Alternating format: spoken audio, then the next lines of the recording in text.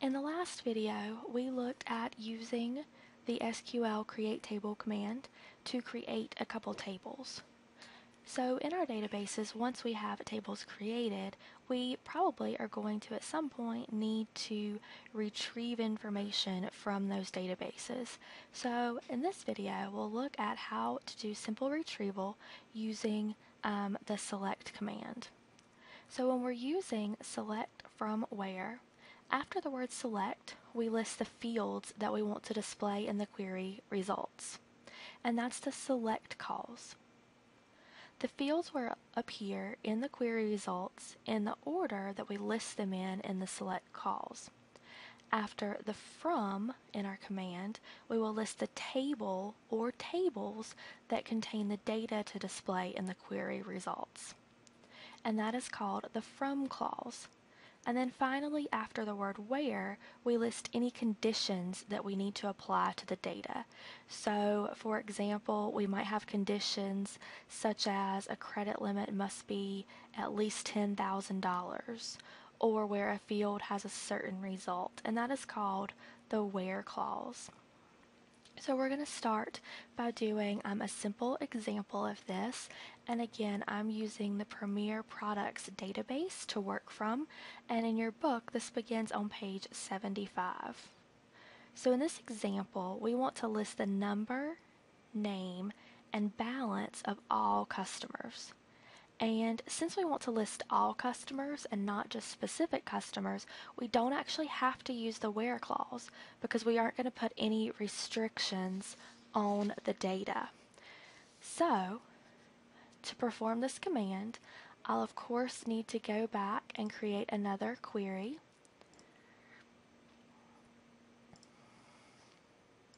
I'm just following the same steps I did in the last one to get to an SQL window view.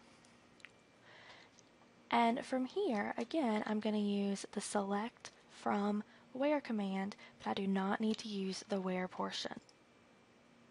So here you can see that with the select portion of the command, I have input which fields I need to include in the query results. So there's my select calls.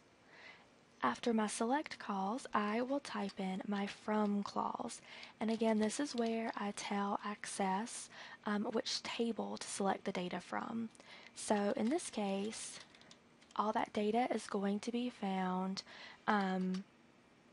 in the customer table.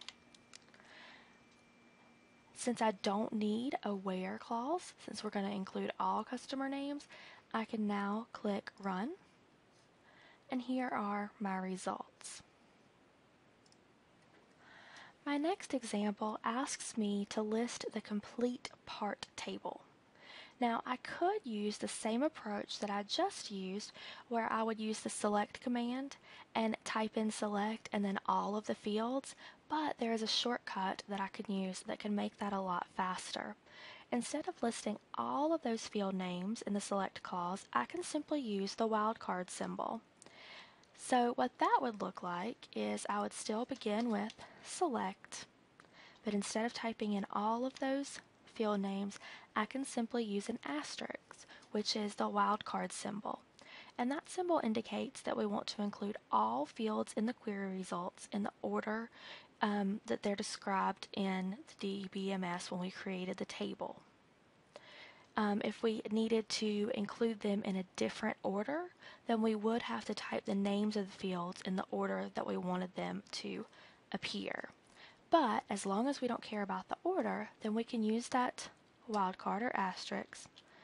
And I'm going to say, since my example says to list the complete part table, then I want to select everything from the part table.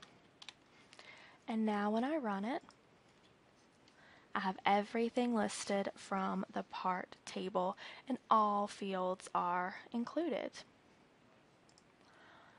Now in this example, and if you're following along in the book, we're now on page 78, we are going to use the where part of this command. We're going to use the where clause because we want to list the name of every customer with a $10,000 credit limit.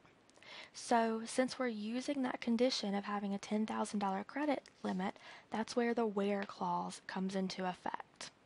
So for this one, we again have to, in the select field, put in the fields that we want, and since we want to list the name of every customer, then I think the correct field to use would be customer name. We also have to use our from clause to make sure that we tell it which table to pull from, and we are going to be pulling from the customer table. And we're also going to use the where clause. So I am going to switch over to the table just to show you that we have customer number, customer name, street, city, state, zip, balance, and if I scroll over, we have credit limit as well in this table. So I've already told it that I just want to list the customer name, and the other thing that I'm concerned about is the credit limit. So the name of that field is credit limit, and I know that it has to be equal to $10,000. So in my query, I'm going to use that field name that I just looked at, which was credit limit. I have to make sure to type it in exactly as the field is listed in the database. I'm going to say is equal to 10,000, and I don't have to use commas or the dollar sign. And now I'm going to run this, and I get a listing of the 3 customers that do have a $10,000 credit limit.